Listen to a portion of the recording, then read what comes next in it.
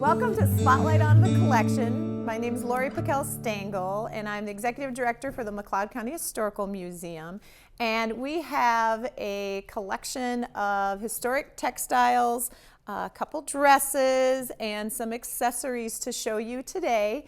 And really, these are kind of a sneak peek to our pieces that we are going to be highlighting at our fundraiser coming up on Sunday, April 30th at 2 o'clock at the McLeod County Museum. We are going to be hosting our first ever Then and Now fashion show. And the historical pieces in the collection are really something we wanted to highlight because we do have so many wonderful examples at the museum. And textiles, as probably many of you can guess, can be very delicate, and so we don't always have an opportunity to show them, and it's really not very good for them to be out under lights and being, handled by the staff and the volunteers. So this is going to be a wonderful opportunity at the museum to, for many of these textiles, be the first time that they have been available on view.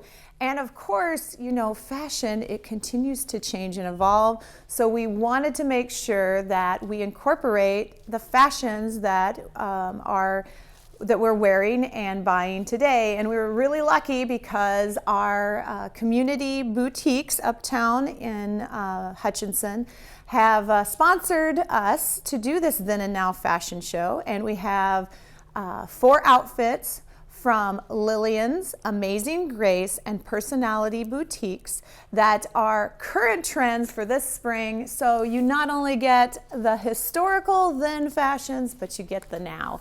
And so we hope that you will join us. Tickets are just $25. You can pick those up at any of the boutiques, but you could also get them at the museum. And our other sponsor, Zella's Restaurant, great food, as you know, will be providing all the appetizers and wine and punch. So that is all included in your ticket price for that $25. Plus, we have some drawings, and I'll tell you that if you don't win something, you're just, you're not trying, because there are so many great things, because there are fashions that will be auctioned off from each of the different stores, 6 different accessories from each of the different stores, and then also a $50 gift card to each of the boutiques and to Zella's. So just wonderful things that you can win and take away, besides learning so much about history and our historical fashions.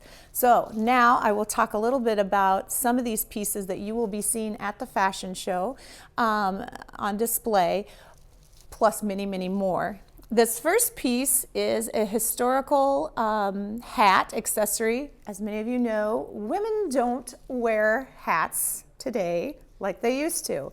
It used to be kind of an unwritten rule. You didn't leave the house without your hat and without your gloves. And so hats were a mainstay of women's fashion. This particular hat is called, it has its own name. It's called the Merry Widow Skimmer.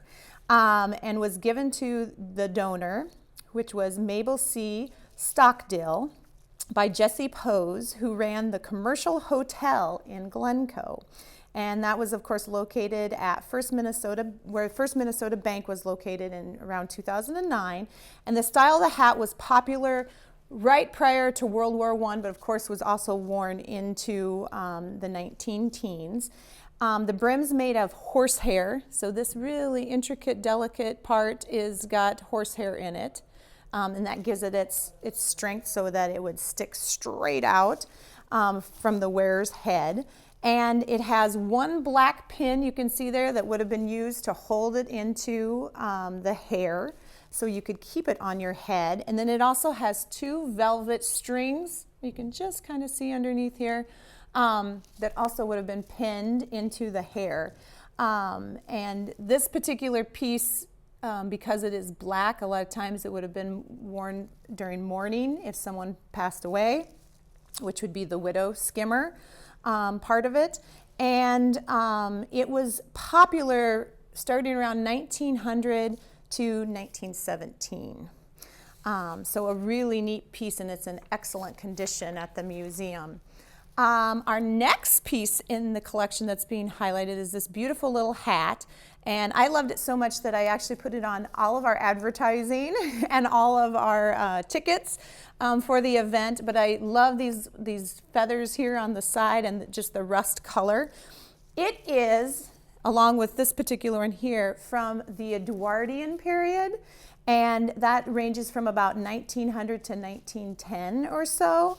And the rust color is actually a beautiful silk on top with black feathers. And it was worn by Marjorie Wakefield.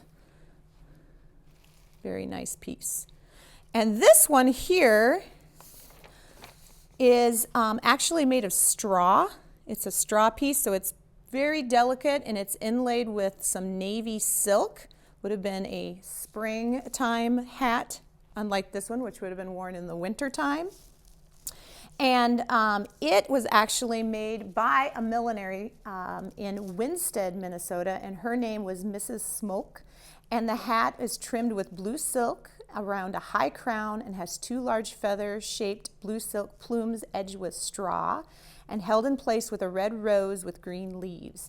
And at this time period, you see a lot of nature being used, especially in hats.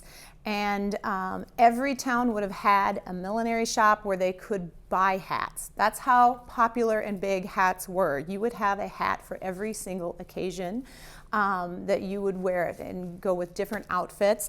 A lot of times to change up your whole outfit, because it was expensive to have clothing made, you instead, if you wanted to change things up, a cheaper way would be to purchase a new hat for that season that you could still wear your same old dress with. So that'd be a way to spruce up your outfits.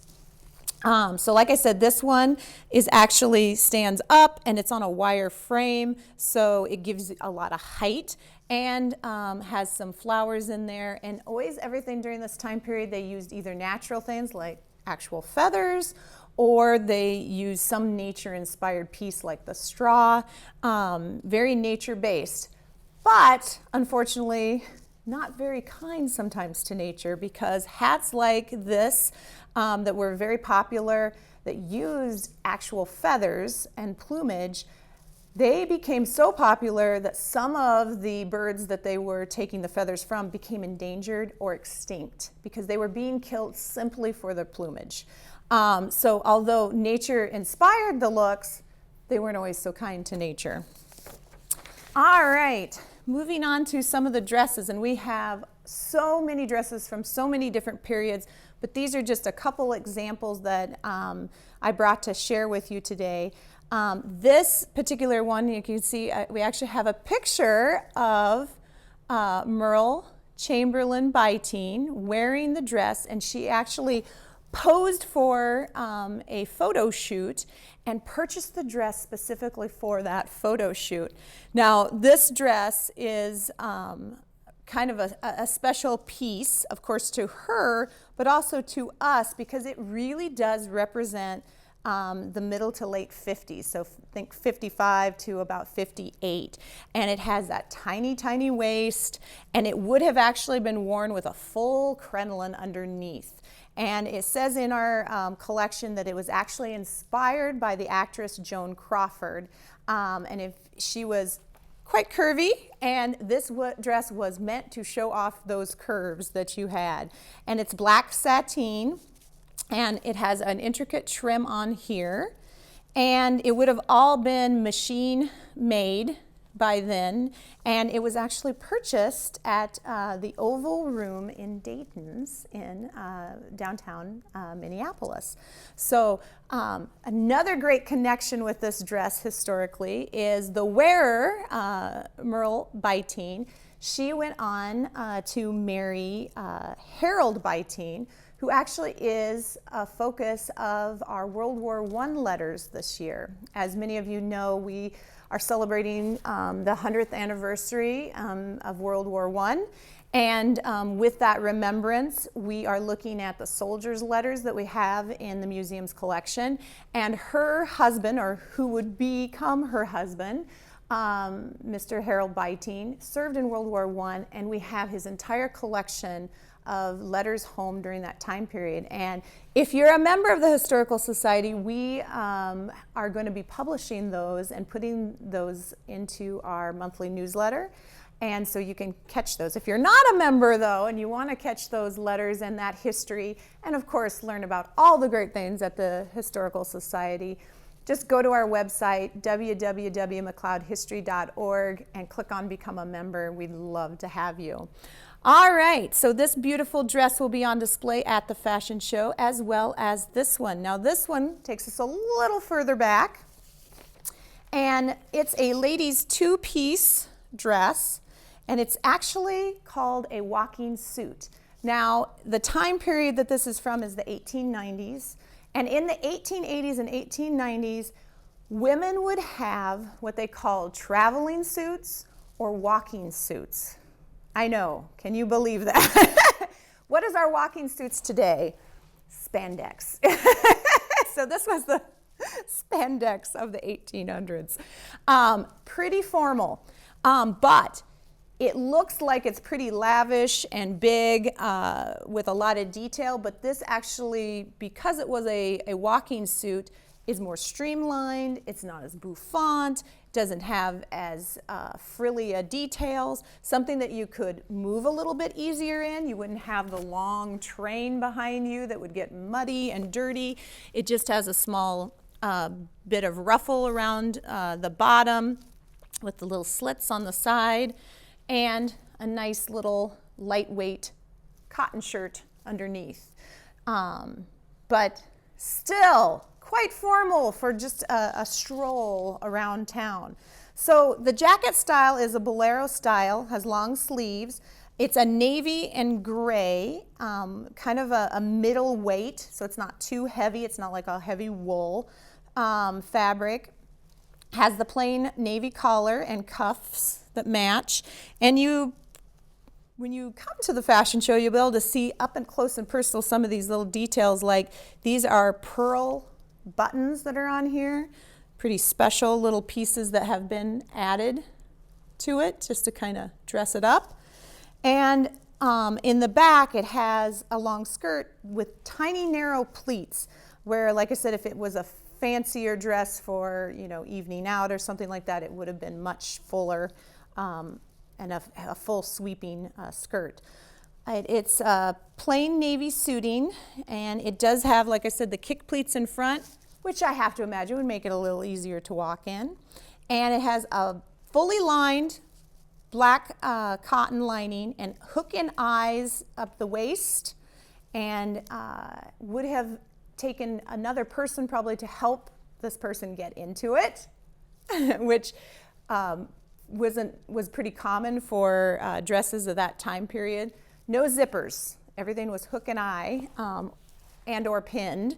And I can imagine that the person who wore this would have been pretty proud to have this as their walking suit, because it's very well made, but not machine made, made by hand, and probably cut to fit and made to fit this person. This was not off the rack like this piece would have been. So this would have been made by a tailor for this person, and you can really see that in the detailing of how everything is lined and made really, really well. Now, all of these pieces are very historical, and they all help us to learn about how fashion can take us back to a point in time historically. A lot of people think fashion is kind of frivolous, and a lot of people say, well, I don't think much about what I put on in the morning. It doesn't really matter that much. But if you can think about iconic images like, let's say, the bohemian hippie style, instantly takes you back to the 1960s. So fashion can influence history, and history can influence fashion. And one of our last pieces here, I think, is one of the neatest pieces in the collection, because it really tells the story of Hutchinson and our community here. And they're just simple little leather gloves. And when I say little, they are little. They are a size 6.5, and they're a calf leather or kid leather glove. and it has a double hook closure in the back, so they would have been very tight fitting. And they were actually worn by Miss Abby Hutchinson, and they were worn on her wedding day to Samuel Anderson. Inside there's a label. They were imported from France, and it's stamped in there, and would have been probably purchased for her wedding to Mr. Anderson. So these were really a witness to some local history. So, and I hope you will also be a part of some local history. Pick up some tickets to our fashion show. It's a great way that you can support history, learn about historic fashions, maybe win some great prizes from our lovely sponsors, and help us just to keep the doors open at the Historical Society and keep preserving your past. So thanks again for joining us, and see you at the museum.